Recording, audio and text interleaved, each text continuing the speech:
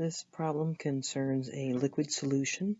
We have water that's being added to ethanol or ethyl alcohol. The first question is, what is the mole fraction of ethanol in the liquid phase? Since we have the grams of each, it will be a simple matter of calculating the mole fraction. So we've calculated the moles of each component in the solution, so we can quickly get mole fraction. Note that units of moles cancel, so we have a unitless quantity for the mole fraction. And we can calculate the mole fraction of the other component by subtracting the mole fraction of ethanol from 1.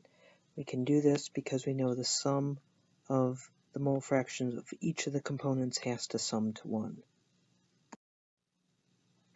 The next question is to calculate the vapor pressure of ethyl alcohol and water above the solution.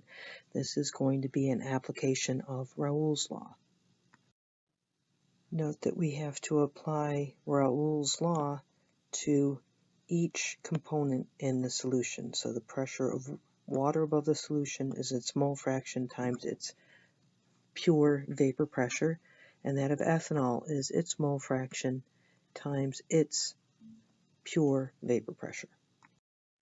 Alright, so here we've calculated the vapor pressure above the solution due to ethanol and the vapor pressure above the solution due to water molecules.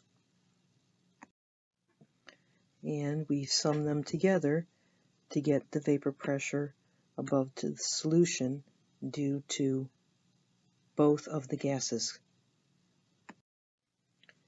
Okay, and finally the last question asks us what is the mole fraction of ethyl alcohol in the gas phase. Here we're going to use the ideal gas law to relate these. We know that the mole fraction is the mole of ethanol over the total moles.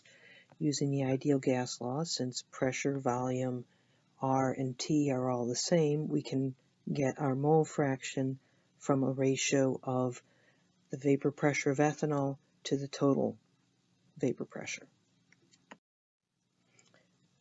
Okay, and churning out the numbers, we see that our mole fraction in the gas phase is higher than that in the liquid. Or in other words, we can say the vapor phase is enriched in the more volatile component. The more volatile component is the one with the higher vapor pressure. Here it's ethanol.